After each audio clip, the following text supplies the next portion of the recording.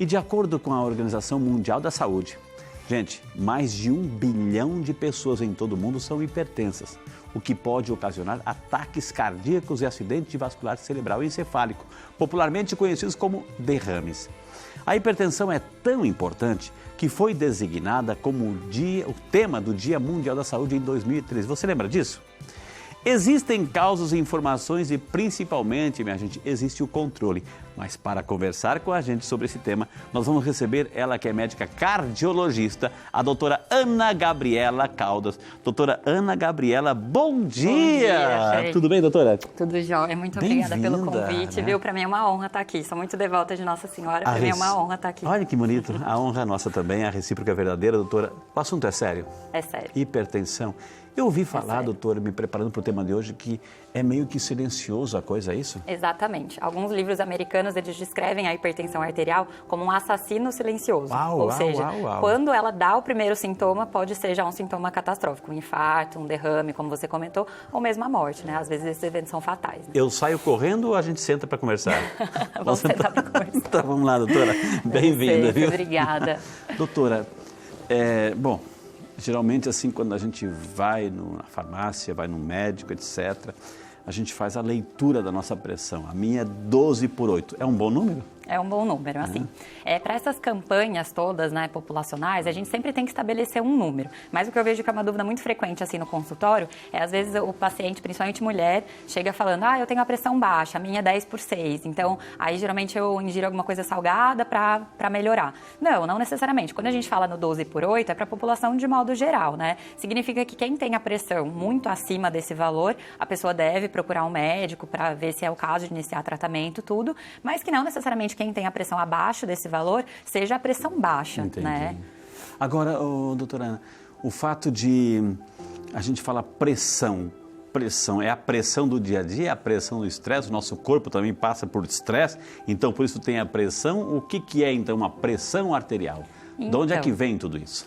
A nossa circulação sanguínea, né, ela acontece através das artérias e das veias. As artérias a gente tem a principal bomba do nosso corpo, que seria o coração, que contrai e relaxa para bombear o sangue através dessas artérias, né? Já as veias, elas fazem o que a gente chama de retorno venoso. Então, as veias, elas recolhem aquele sangue já utilizado pelos tecidos de volta para o coração bombeia para o pulmão para ser reoxigenado e o pulmão devolve para o coração para ser oxigenado novamente. Por isso que a gente fala que existe a circulação sistêmica e a circulação pulmonar. Quando a gente está falando de hipertensão, a gente está falando das artérias, porque o coração seria a bomba principal. E as artérias, ele que bombeia, exatamente, ele que manda o sangue através das artérias. A artéria aorta, que é a principal do coração, né? A gente pode até ver aqui nesse protótipo. O bonito é que a gente pode mostrar aqui, né? Eles trazem uns moldes aqui para nós.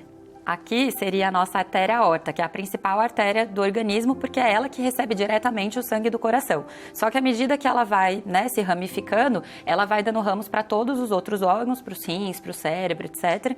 E é isso que a gente chama de pressão arterial. É como se fosse pequenos bombeamentos em cada vaso, né? Então existe a bomba principal, que é o coração, e a pressão das artérias continua a propagar esse sangue, bombear para o resto dos tecidos. Por que quando a gente vê um desenho assim, um molde colorido, por que sempre tem o vermelho e o azul? Então, exatamente por isso. As artérias carregam o sangue oxigenado, né? Rico em oxigênio, para levar oxigênio, glicose, etc., para fornecer para os tecidos.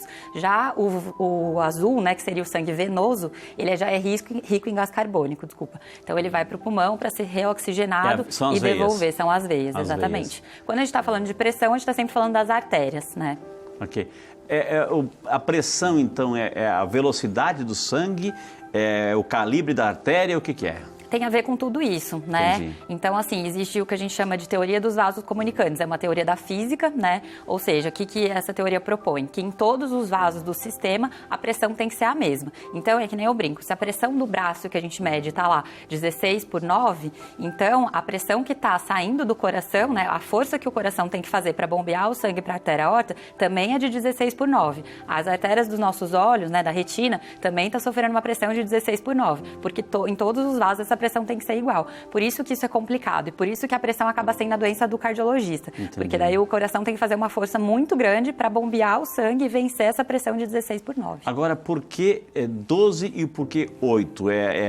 12 vai, o 8 vem ou não? Seria mais ou menos o que a gente chama de pressão sistólica e pressão diastólica, a máxima e a mínima, como o leigo fala, né? A sístole é a contração do coração e a diástole o relaxamento. Tá, então, nesse movimento do tum-tum-tum do coração, é que vai fazer esses valores. Que vai ser impulsionado, exatamente. São os valores contra os quais o coração vence essa pressão para bombear para as artérias, isso mesmo. E existe, doutor, assim, o que é mais perigoso? 13, 14, 15, né? E vai subindo, ou diminuindo, por exemplo, 12 por 8, 11 por 7, 10 por 6, etc. O que é mais perigoso? Com certeza o aumento da pressão, né? Então, por isso que a gente fala tanto na hipertensão arterial. A gente considera já a hipertensão, a pressão alta, quando ela é acima de 14/9, né? Já é alta, 14? Já é alta, isso.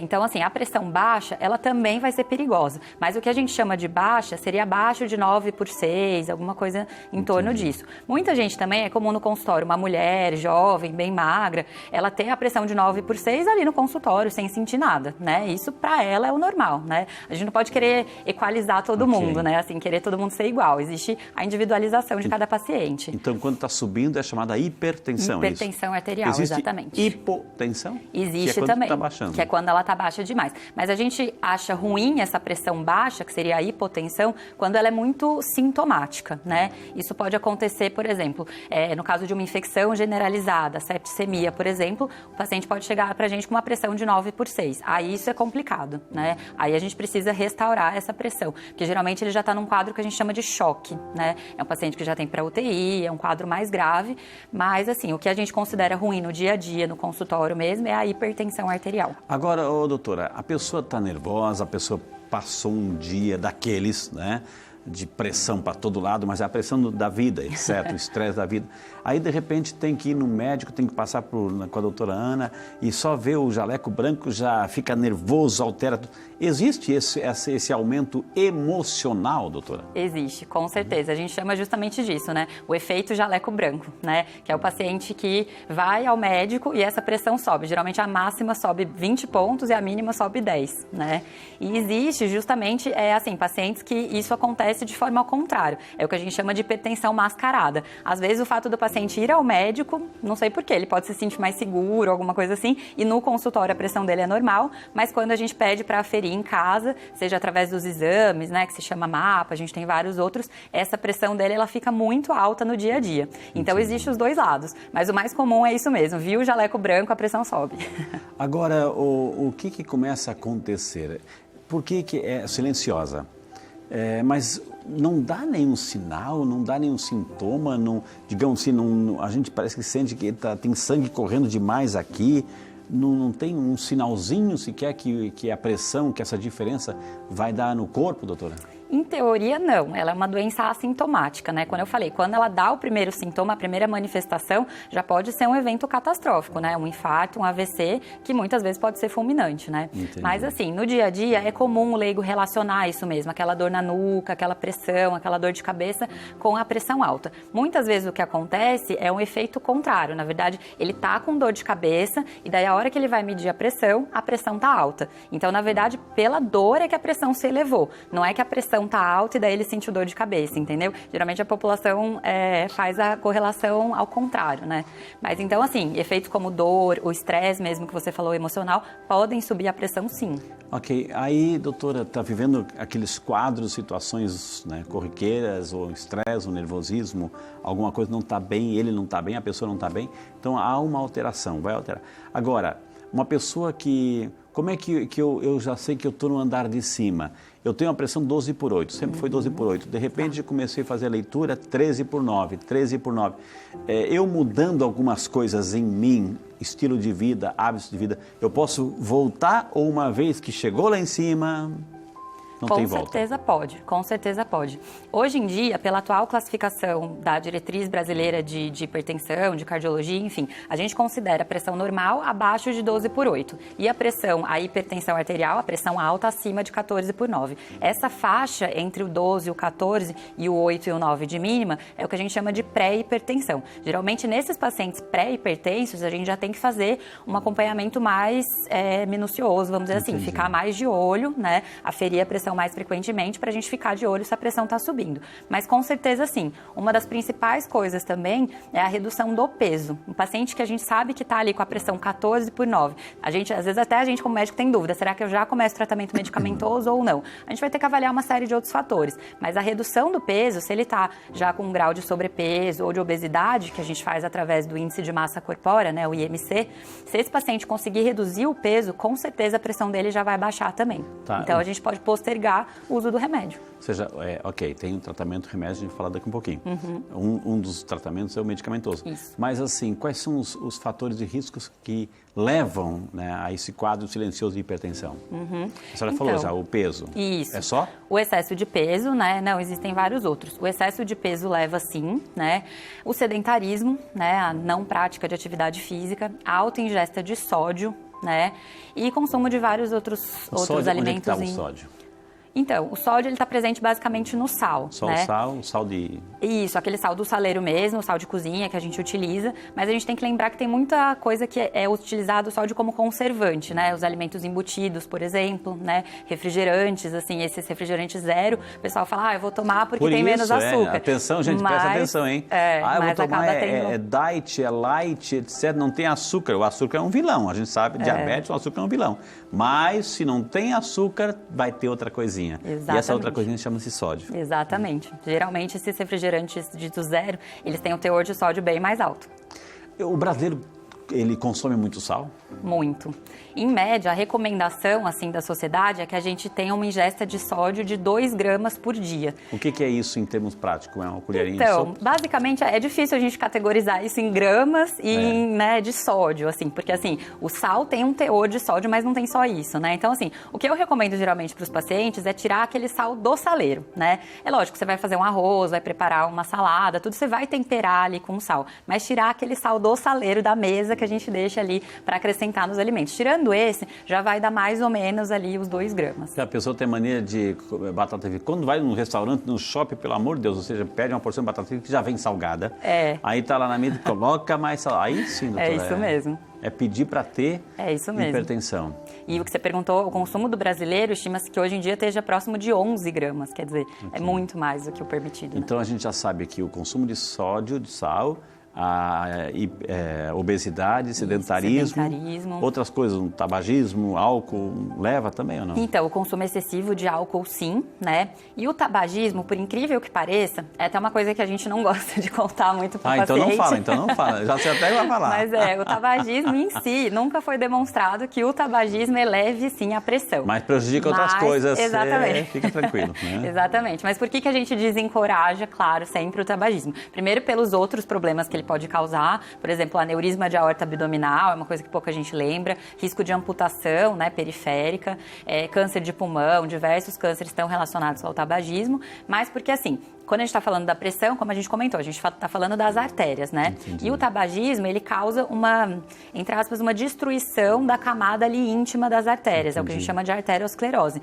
Então, no fim das contas, ele vai levar ao AVC, ao infarto da mesma forma. Apesar dele não estar relacionado diretamente com a hipertensão, ele leva, sim, ao problema nas artérias da mesma forma. Gente, quantas informações valiosíssimas hoje falando sobre pressão arterial, isso... Conforme a doutora Ana Gabriela falou, é silencioso. Quando, de repente, se descobre ou se negligencia, pode ser tarde demais. E aí vem complicações como AVC, etc. Né? Então, a gente precisa ficar atento. O que falamos até agora? Bom, então a gente comentou que a hipertensão arterial, né, a pressão alta, acima de 14/9, ela é considerada um assassino silencioso, né, como eu brinquei. Por isso, muito importante, mais do que até o tratamento, a prevenção. Então, por isso que essa iniciativa do programa é muito interessante, né, de levar essa conscientização para as pessoas, né, a aferição da pressão arterial, quando tem essas campanhas, campanha no metrô, onde eu moro em São Paulo, campanha das igrejas e tudo mais, é muito importante justamente porque o paciente precisa saber que ele tem, né, e a única única forma de saber, como a gente comentou que ela é silenciosa, muitas vezes não dá sintomas, é aferindo a pressão. Aferindo a pressão ou medindo a pressão, isso. É o mesmo termo. Isso. Agora, aí eu vou lá na farmácia, doutora, eu vejo que tem assim, um aparelhinho de pressão, está na promoção, é acessível, vou lá e compro e vou levar para casa. Como é que tem que ser a orientação? Preste atenção agora, a partir de agora, a orientação para aqueles que têm um aparelhinho, que compram um aparelhinho e levam para casa. Como é que tem que ser feito, doutor? Excelente pergunta. Eu até trouxe uma imagem, se a gente conseguir tem colocar imagem, na doutora? tela. Sim, mas pode ir falando, doutora. Sim. Então, o ideal é assim, na verdade eu nunca oriento os pacientes a comprarem, né? Às vezes o paciente não tem condições de comprar, enfim. Mas eu brinco assim, o aparelho ele tem que ser um amigo, não, a pessoa não pode ficar essa aqui, neurótica. doutora? Isso, okay. A pessoa não pode ficar neurótica querendo medir a pressão várias vezes ao dia e achar que o tratamento não está sendo efetivo, coisas nesse sentido, né? Então a pressão ela auxilia, tanto para ver se está muito é uma baixa. Coisa, em casa é outra coisa, o médico é outra coisa e fica aquela dicotomia aí. Já gera uma confusão, exatamente. Vai, então, ela tem que ser feita para ver se a pressão está muito baixa ou muito alta, em termos assim, será que eu devo procurar um pronto-socorro agora? Coisas nesse sentido, tá? Então aqui essa foto ilustra bem, porque é o seguinte, a pressão sempre deve ser aferida no braço, de preferência o esquerdo, que é o que está mais próximo ali do coração. Tá? O braço do coração. Isso, é. O braço do relógio. Se por acaso, às vezes tem pacientes, por exemplo, antigamente fazia aquela cirurgia de mama e tirava os linfonodos, okay. Então não pode medir no esquerdo, tudo bem, mede no direito, mas em teoria no braço esquerdo, né? Uma coisa muito importante é estar assim, cerca de 3 a 5 minutos já em repouso, ou seja, não chegar da rua correndo, já colocar o aparelho e medir andando, ou seja, aguarda uns 3 a 5 minutos, senta um pouco. Respira fundo, relaxa. Okay. Pega um violãozinho aqui e toca. Importante. As pernas descruzadas, isso é bem importante. Opa, pernas descruzadas. E de preferência, utilizando um apoio para o seu braço esquerdo, que deixe ele mais ou menos na altura do coração. Tá, né? Mas se a pessoa que uma outra pessoa que eu posso fazer isso de pé? Por exemplo? O ideal seria sentado. Sentado. O ideal sentado, Então, assim, isso é importante na foto, eu quis trazer por causa disso, justamente para a pessoa ter um apoio para o braço esquerdo e que fique numa altura próxima do coração. Então, não é assim, não é com o braço para baixo, é esticado, a palma da mão para cima e na altura aqui do coração. Tá, mas próximo ao cotovelo, porque tem gente que coloca no punho, doutora. Aí varia muito, isso mesmo. Tem aparelhos que medem aqui no punho, que seria pegando a pressão da artéria radial, mas o mais comum é esse da artéria braquial, que é igual a gente mede no consultório mesmo. Aí depende muito do aparelho, do tipo de manguito, que é essa parte que a gente envolve aqui o braço. Então, descruzar as pernas de 3 a 5 minutinhos relaxados. Isso. No lado do coração, etc. É aí que é o ideal. Exatamente. Né? Quando? De manhã, à tarde, à noite ou de hora em hora? Não, de hora em hora não precisa de forma nenhuma, mas assim, aí varia muito, né? Aí vai depender do que a gente está buscando ali com essa informação, mas, e assim, existe uma aferição que a gente faz que se chama MAPA, é uma sigla, né? Monitorização arterial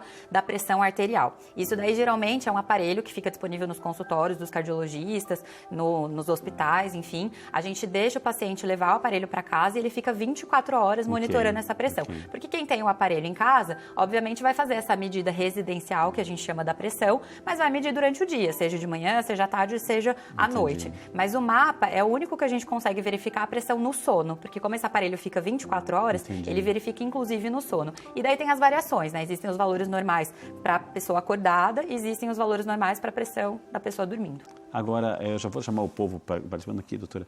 Agora, eu vou aferir 10 minutinhos depois eu vou de novo e já dá outro valor.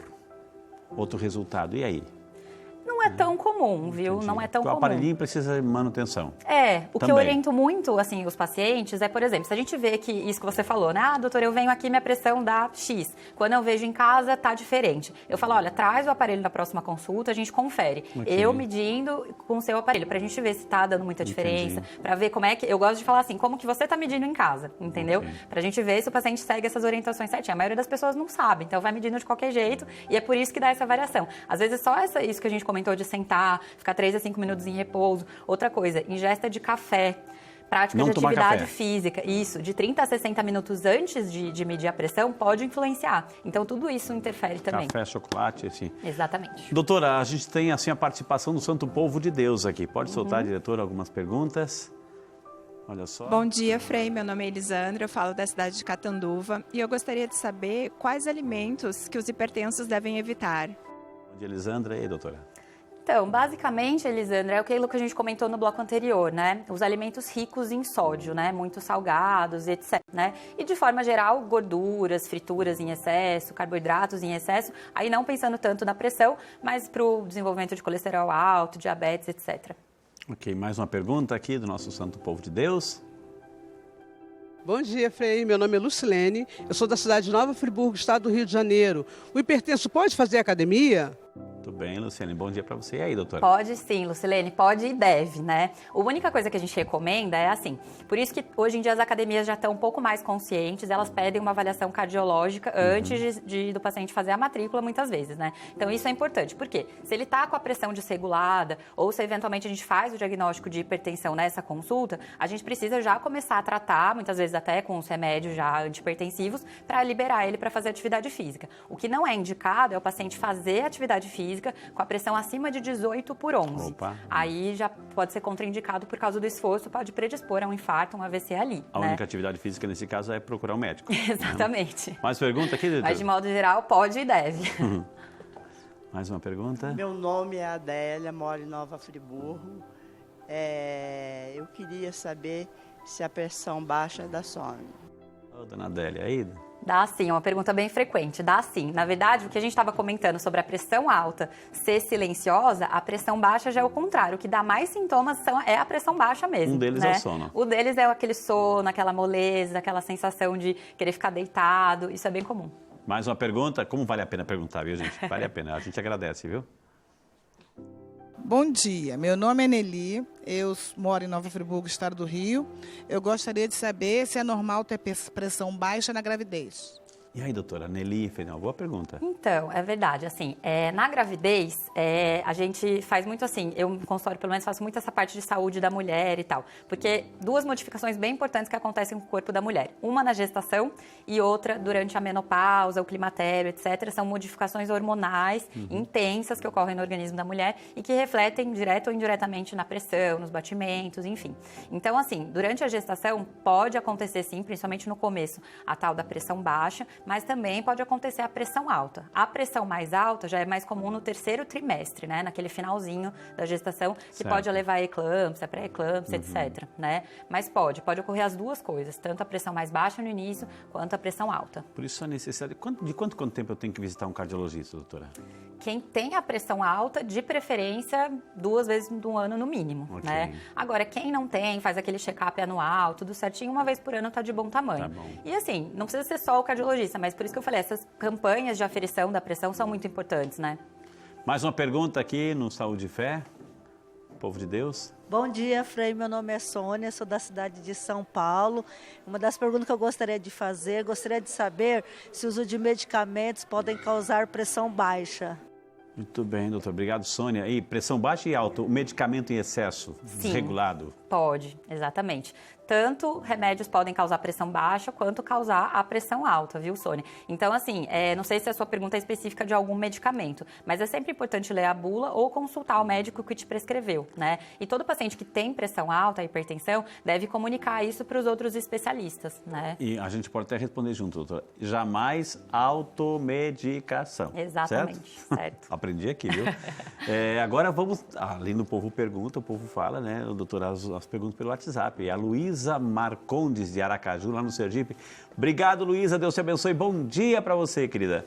Quando estou com a pressão baixa, costumo colocar um pouco de sal na língua. É correto? Pergunta a Luísa. Ela e milhões de pessoas fazem isso. Exatamente, Luísa. Sua pergunta é bem frequente mesmo. Então, o que acontece é isso que a gente comentou no bloco anterior também, né? O que é a pressão baixa, né? Abaixo de 12/8 já é a pressão baixa? Não necessariamente. Como eu falei, tenho pacientes mulheres, jovens, magras, que estão no consultório e a pressão tá lá, 9/6, sem ela sentir nada. Então, isso, em teoria, você não tem que fazer nada. É a pressão basal daquela paciente, né? Agora, quando a pressão tá baixa, realmente lá, 8/5, 9/6, alguma coisa nesse valor, e você está sentindo alguma coisa, o sono, a moleza, mal-estar, aí tudo bem, vale a pena colocar um pouquinho de sal embaixo da língua até procurar um hospital, procurar um pronto-socorro, etc, tá? Mas assim, não ache que se a sua pressão é 11/7, 11/6, sem você sentir nada, você tem que ficar colocando sal para ela chegar no 12/8, pelo contrário, entendeu? A Karina Domingues, de Curitiba, no Paraná. Obrigado, Karina. Deus te abençoe. Muito bom dia para você. Que bom que você está conosco, viu, querida? Sofro de hipertensão, mas estou amamentando. Então, devo parar de tomar o remédio para a pressão? Pergunta a Karina. Então, Karina, sua pergunta também é bem frequente. Como eu te falei, isso faz parte desse programa que a gente faz de saúde da mulher, né? A mulher que está em idade fértil, que a gente chama, ou seja, tem possibilidade de vir a engravidar, e ela já é hipertensa, dependendo da classe de remédio que ela toma, é que daí na pergunta dela eu não sei exatamente qual o remédio que ela está tomando, mas tem alguns antihipertensivos, ou seja, remédios para baixar a pressão, que são contraindicados na gravidez, tá? Então, por exemplo, essa mulher que ela já é hipertensa e pretende engravidar, a gente que é cardiologista e a própria obstetra já tem que ficar de olho nisso, de repente mudar o remédio. Durante a gestação, ela tem que usar outro antihipertensivo. Depois que ela teve o bebê e está amamentando, aí a maioria dos medicamentos já são permitidos de novo, mas aí eu preciso saber exatamente qual o remédio que ela está usando, né? Muito bem, como vale a pena perguntar, viu? O Pedro Vital, de Jundiaí, São Paulo. Bom dia, Pedro, Deus te abençoe, muito obrigado. Ele diz que sofre com crises de ansiedade, isso pode afetar a pressão arterial? Pergunta o Pedro. Com certeza, Pedro. Assim, como a gente comentou também, dores, né? Esses estímulos, esses estresses, tanto físicos quanto emocionais, acaba refletindo sim. Acaba refletindo na pressão arterial, acaba refletindo nos batimentos cardíacos, né? Então é muito comum também pacientes muito ansiosos, eles procuram cardiologistas porque estão pensando que estão com alguma arritmia, palpitação, aquela sensação de batedeira. Isso tudo pode ser reflexo da ansiedade. Mas é que nem eu falo, antes da gente atribuir tudo à ansiedade, ao estresse emocional, a gente precisa descartar as causas orgânicas, né? Então, investigar certinho. Se a gente detectar que tá tudo normal, que todos os exames estão bons, não necessariamente ele vai ter que tomar um remédio para pressão. Às vezes vale a pena ele tratar a ansiedade. Mas, de qualquer forma, é melhor você procurar o médico para a gente fazer esse diagnóstico correto. Então, né? doutora, recapitulando, cuidado com a obesidade, sedentarismo, tabagismo. O sal. O sal, né? Esses são o quarteto aí para cuidar bem da nossa pressão. Exatamente, isso mesmo.